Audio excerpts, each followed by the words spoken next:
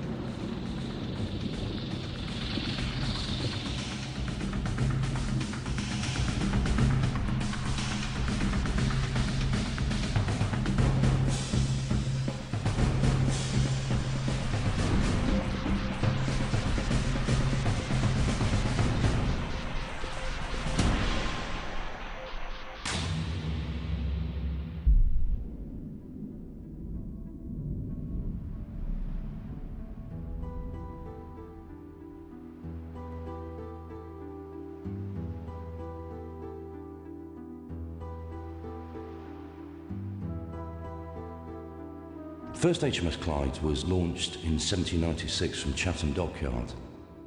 She was a 38-gun Apollo-class frigate, and unique to the time, her along with 7 sister ships were built from soft timbers as opposed to the hard timbers that had previously been used for ships of the class. The ramifications of that were that the ship herself only had a very short life. She was launched in 1796 and actually paid off in 1805, so only had a 9-year span of life. She had quite a turbulent career. She was based primarily in the Baltic and in the Channel areas. And of note, in May 1797, she undertook her first refit in Nore in the Thames estuary. At the time of the refit, the Northern Fleet mutinied, and Captain Charles Cunningham convinced his crew not to mutiny, and he sailed Clyde along with a fellow sister ship and broke through the barricade. There can be little doubt that that act led to the mutiny itself at Nore being thwarted. So I'd like to think that the first Clyde had a short life, but had a very distinguished one.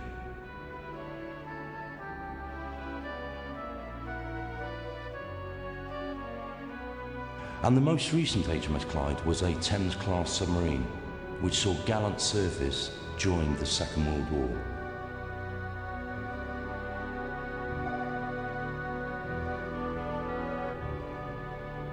I joined her in 1940 as navigator. I was navigator for 9 months before I was promoted to first lieutenant, and I stayed in her until 1942. I was almost exactly 2 years in Clyde. Clyde was a very large submarine. In fact, she was the largest submarine in the world, 345 feet long. Generally speaking, it was fairly comfortable.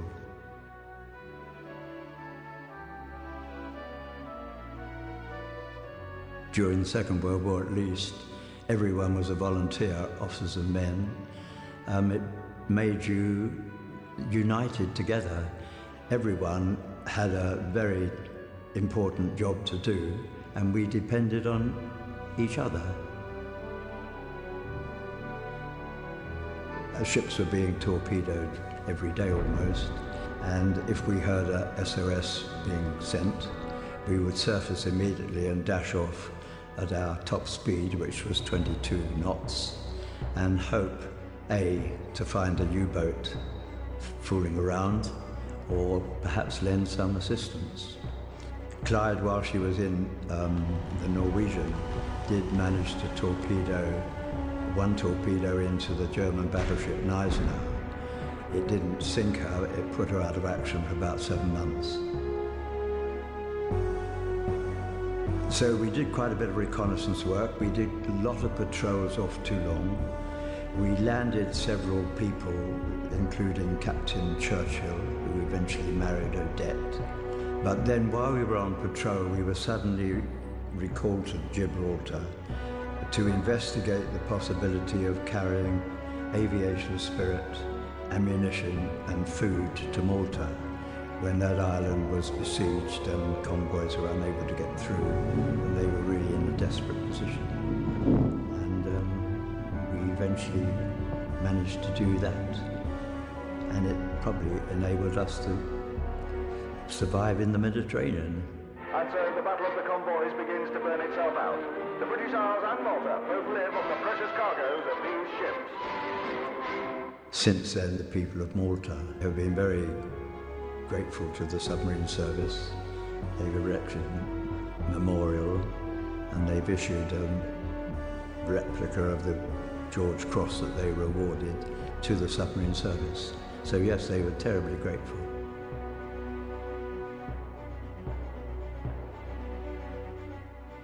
We're very proud of the fact in Portsmouth that Portsmouth is probably the oldest naval base in the country and the oldest dockyard. We can trace our heritage back to 1194 when King Richard the Lionheart granted Portsmouth its first royal charter. The Great Victorian Extension of 1864 was one of the largest government contracts ever awarded. It still is in actual fact. They had to dig down 75 feet and all the soil had to be removed. In removing that, the Victorians used less men in a quicker time than was used to dig the English side of the Channel Tunnel. They also removed 3 times as much material. So it just shows you what a vast project this was at that time. It was there that we built one of the first armoured battleships, the battleship Inflex, which in actual fact still holds the record for the thickest armour ever put into a battleship, 24 inches. She was the first ship to be launched by electricity, the first to be lit by electricity, and from then on Portsmouth built the largest battleships of each class, going right the way up to 1915. So you see, the centre of shipbuilding has always been here.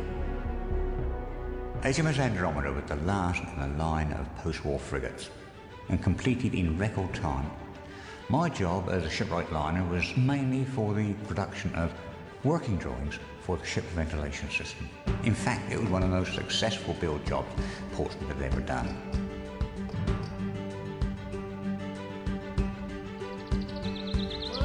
Well, it was a lovely sunny day, and thousands of people flocked into the dockyard, and the Royal Marine Band was there, and after the hymns, that famous old saying, God bless her and all who sail on her, and the bottle smashed and away she went.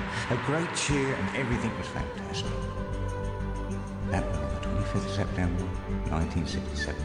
We fully expected another ship to follow it. But after about a year, when the government announced that the Royal Dockyards would no longer build warships, it claims a shattering blow to Portsmouth, because a long tradition stretching back over 800 years was now going to be broken. So it was a great tragedy.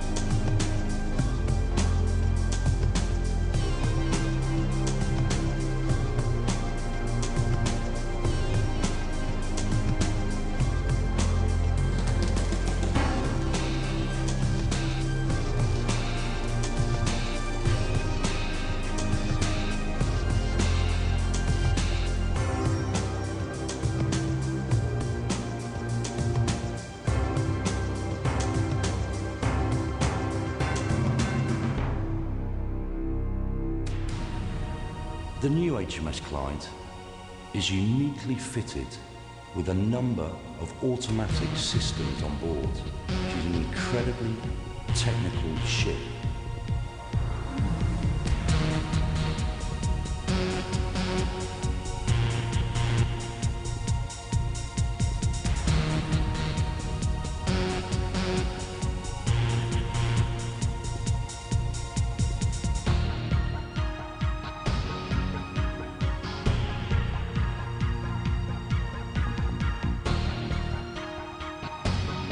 The first HMS Clyde had a ship's company of nearly 270 officers, ratings and marines, whereas HMS Clyde will have only 34. That is almost an 8-fold decrease in personnel. That is made up for with technology.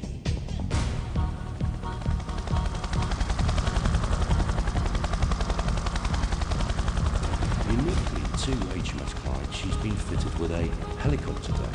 So part of that training will involve intense helicopter trials to prove that we can efficiently and effectively operate helicopters as required.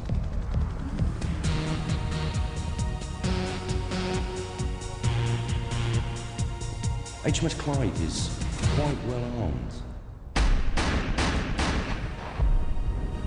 And I'm really pleased that VT have adapted a number of tailored training packages for my ship's company so that the personnel are fit for task. Of note, HMS Clyde will sail to the Falkland Islands with an embarked VT engineer as part of the ship's company. Having the VT engineer on board, I feel, will be a really unique and beneficial factor, and I think it could prove to be a deciding factor on how successful HMS Clyde is when she's on station in the Falkland Islands. There's a long and deep relationship between the people who live and work in the Falklands and the forces. A really strong and enduring relationship with the Navy in particular. But seeing the Clyde here to replace the Castle class would be a fantastic event, and people will really look forward to that. And if the Clyde could be here for the anniversary celebrations, that would bring a sense of the future. Investing in new technology is always going to be really important. That's the physical manifestation of the government's commitment to us, and we're very grateful for that. And here we are in the new millennium, and VT's come to Portsmouth and using the same docks of that 1876 period to herald a new industry and a new age of shipbuilding in Portsmouth. I am absolutely delighted to be taking command of HMS Clyde and to have the opportunity to take her on her maiden voyage to the Falkland Islands is an absolute honour. From that breeds the great wish to go to sea, to serve your country, and to do it in a platform that you're proud to serve on. Clyde to me is the most wonderful submarine, and I think it's terrific that the name should be continued. I've always felt that shipbuilding tradition should be kept up at as many ports in Britain as we can, and to think it's coming back to a famous naval port is really wonderful.